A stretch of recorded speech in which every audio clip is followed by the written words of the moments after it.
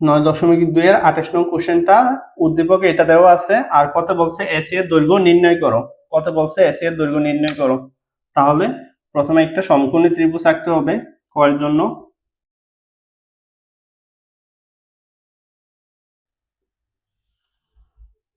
তাহলে এখানে বি বলছে 90 ডিগ্রি, তার মানে এটা হচ্ছে আমার 90 ডিগ্রি।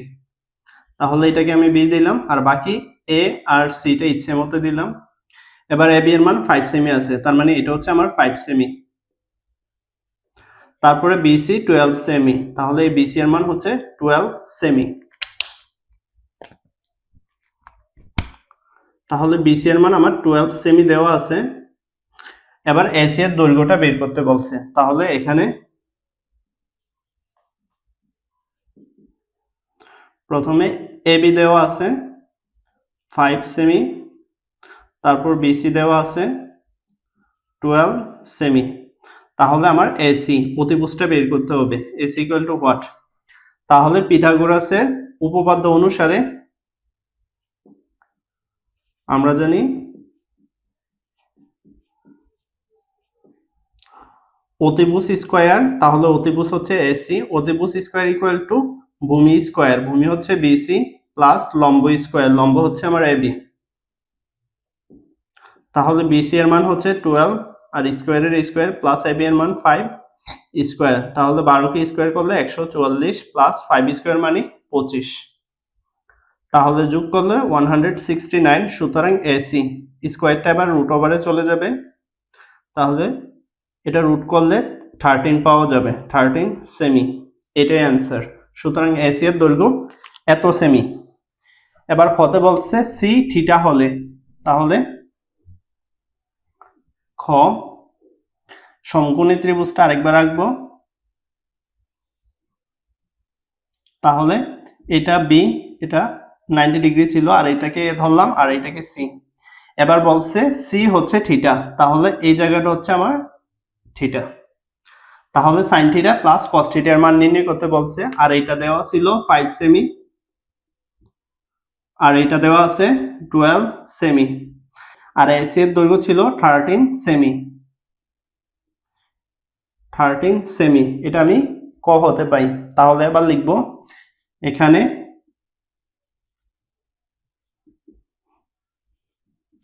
এবি এর মানটা হচ্ছে 5 সেমি, তারপর বিসি হচ্ছে 12 সেমি,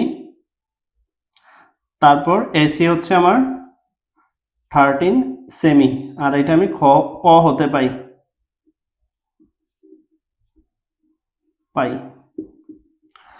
তারপর angle ACB, angle ACB equal to theta দেওয়া আছে। তাহলে প্রদত্ত রাশি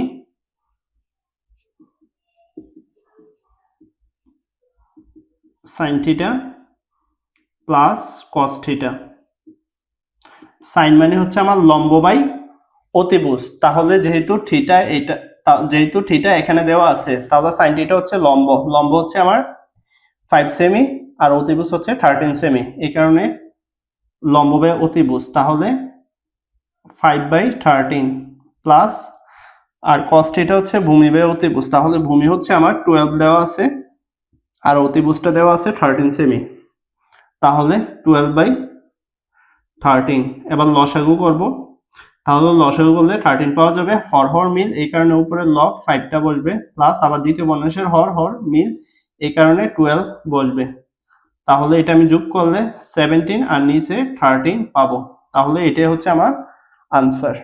গণকে বলছে উদ্দীপকের আলোকে দেখাও যে এটা ইজ ইকুয়াল টু এটা।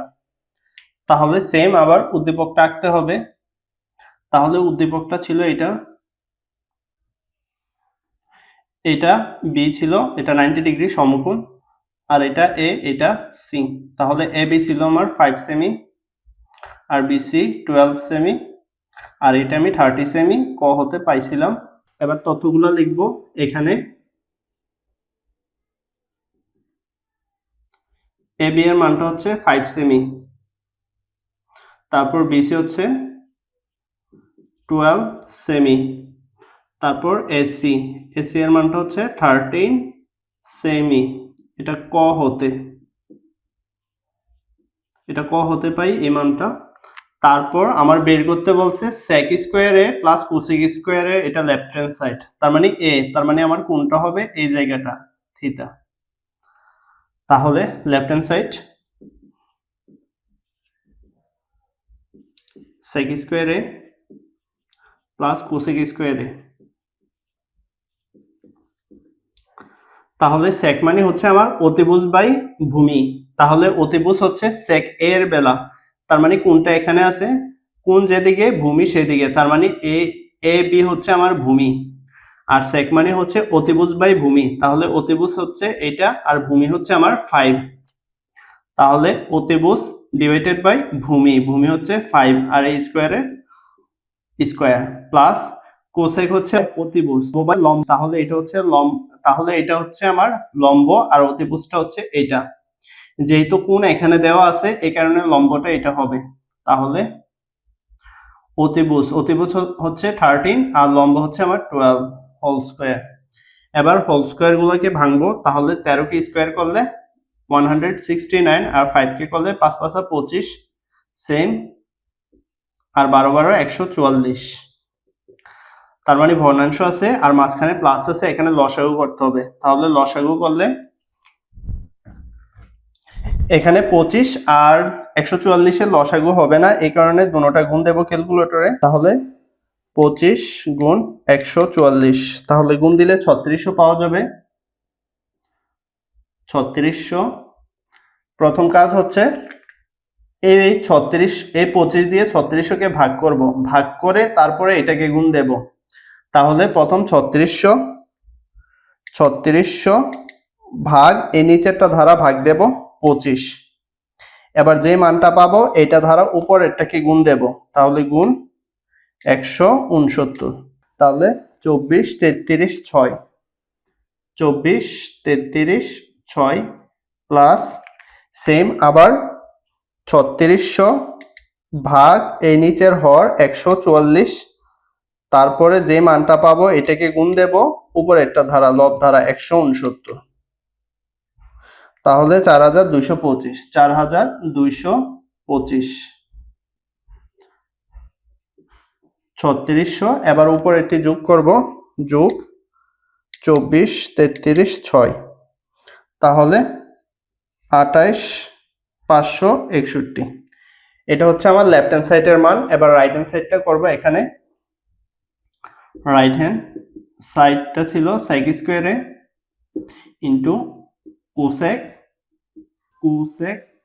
স্কয়ার a, সেম মান বসাবো, তাহলে sec এর মানটা ছিল 13 divided by 5 square into cosec এর মানটা ছিল এটা 13/12 হোল স্কয়ার, তাহলে এটাকে 169 পাই, আর এটা 25 ইনটু আবার 13 স্কয়ার মানে 169 আর 12 স্কয়ার মানে 144, যেহেতু উপর নিচ কাটাকাটি যায় না, তাহলে এই নিচেরটা ধারা নিচেরটাকে গুণ দিব, এটা 3600 পাওয়া যাবে, এবার এটা ধারা এটাকে গুণ দিলে সেম এটাই পাওয়া যাবে 28561, সুতরাং left hand side equal to right hand side shoot, এটা অ্যান্সার। 29 নং কোশ্চেনটা এটা দেওয়া আছে, বলছে এসি এর পরিমাণ কত, তাহলে এখানে তথ্যগুলো লিখব, তাহলে লম্ব দেওয়া আছে, লম্বের মান 1 দেওয়া আছে, আর নিচেরটা হচ্ছে ভূমি, ভূমি হচ্ছে বিসি, ভূমির মান √3 দেওয়া আছে, তাহলে √3, তারপরে অতিভুজ এসি, এসিটা বের করতে হবে, তাহলে ওয়াট, তাহলে সূত্রটা হবে পিথাগোরাসের উপপাদ্যটা অ্যাপ্লাই করব, তাহলে আমরা জানি অতিভুজ স্কয়ার, তার মানে অতিভুজ ছিল এসি, তাহলে অতিভুজ স্কয়ার ইকুয়াল টু ভূমি স্কয়ার, ভূমি ছিল বিসি প্লাস লম্ব স্কয়ার, আর লম্বটা হচ্ছে এবি স্কয়ার, বা তাহলে বিসি এর মান ছিল √3 স্কয়ারের স্কয়ার প্লাস এবি এর মান 1 স্কয়ার, স্কয়ারের রুটে কাটা, তাহলে 3 প্লাস 1 স্কয়ার মানে 1, তাহলে 3 আর 2 একে যোগ করলে 4 পাবো, সুতরাং এসি স্কয়ারটা রুটে পাঠিয়ে দেব, তাহলে √4 মানে হচ্ছে 2, তাহলে সুতরাং এসি এর পরিমাণ 2, এটাই অ্যান্সার। এবার খতে বলছে tan a plus tan c এর মান নির্ণয় করো। tan a R tan c এর মান, তাহলে খ সেম ভাবে তথ্যগুলো লিখব। লম্ব হচ্ছে আমার AB 1 আর ভূমি হচ্ছে BC, BC এর মান হচ্ছে √3 আর প্রদত্ত রাশিটা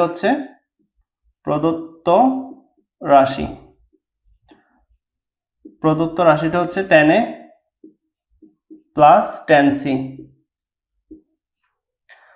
tan a যখন tan a ছিল তখন আমার কোণটা হচ্ছে এখানে, তার মানে এই জায়গাটা হচ্ছে আমার, তাহলে AB হচ্ছে আমার ভূমি, যেহেতু কোণটা আমার এখানে দেওয়া আছে, এই কারণে tan মানে হচ্ছে লম্ব বাই ভূমি, তার মানে যেহেতু এটা ভূমি তাহলে লম্ব হবে আমার এটা, তাহলে লম্ব ডিভাইডেড বাই ভূমি। তাহলে tan মানে হচ্ছে লম্ব ডিভাইডেড বাই ভূমি, লম্ব হচ্ছে আমার √3 আর ভূমি নিচে 1 না বসালে চলে। তারপর প্লাস এ প্লাস, তারপর হচ্ছে tan c, এখানে c টা হচ্ছে আমার কোণ, তাহলে কোণের বেলা এবার c টা হচ্ছে আমার কোণের বেলা, c টা হচ্ছে এদিকে, তার মানে যেহেতু কোণটা এদিকে তার মানে এটা হচ্ছে আমার ভূমি আর এটা হচ্ছে লম্ব, তাহলে tan মানে হচ্ছে লম্ব বাই ভূমি, তাহলে লম্ব হচ্ছে এটা লম্ব, তাহলে লম্ব ডিভাইডেড বাই ভূমি, তাহলে লসাগু করলে √3। এবার এইভাবে গুণ দেব, তাহলে √3 পাওয়া যাবে, প্লাস এই হর মিল, এই কারণে উপরে লবটা বসবে, তাহলে এটা 4/√3, এটা অ্যান্সার। গণকে বলছে x আর y এর মানটা নির্ণয় করো, তাহলে x প্লাস y হচ্ছে a এর দিকে আর x মাইনাস y হচ্ছে আমার c এর দিকে, তার মানে a এর জন্য আর c এর জন্য ত্রিকোণমিতিক অনুপাত ধরে x y নির্ণয় করব। তাহলে গ এক্ষেত্রে আমার খ হতে পাই এই যে tan a এর মানটা এটা লাগবে আর tan c এর মানটা এটা লাগবে, এটা আমি খ হতে পাই, তাহলে খ হতে পাই tan a =√3 ছিল, বা এখানে tan a এর মান দেওয়া আছে x প্লাস y, তাহলে tan আর এর মানটা বসাবো x প্লাস y এখানে tan হলে এখানে tan দেব। এবার ক্যালকুলেটরে দেখব √3 মান, tan কত ডিগ্রির মান √3 হয়, তাহলে tan 60 ডিগ্রির মান পাওয়া যাবে √3। সুতরাং x প্লাস y = 60 ডিগ্রি, এটা 1 নং সমীকরণ। তারপর এবার c এর বেলায় আবার tan c এর মানটা দেওয়া আছে 1/√3, এটা খতে, তাহলে tan c এর মানটা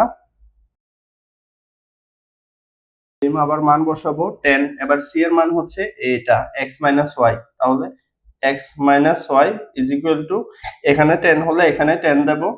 এবার tan কত ডিগ্রির মান 1/√3, tan 30 ডিগ্রির মান 1/√3, সুতরাং x y 30 ডিগ্রি, এটা 2 নং সমীকরণ। এবার 1 নং আর 2 নং যোগ করি, 2 নং, তাহলে 1 নংটা ছিল x প্লাস y 60 ডিগ্রি আর 2 নংটা ছিল x y 30 ডিগ্রি, তাহলে এটা কাটা, তাহলে এখানে দুইটা x 90 ডিগ্রি বা x 90 ডিগ্রি ডিভাইডেড বাই 2, তাহলে এটা 45 ডিগ্রি হবে। এবার x এর মান 1 নং এ বসাই,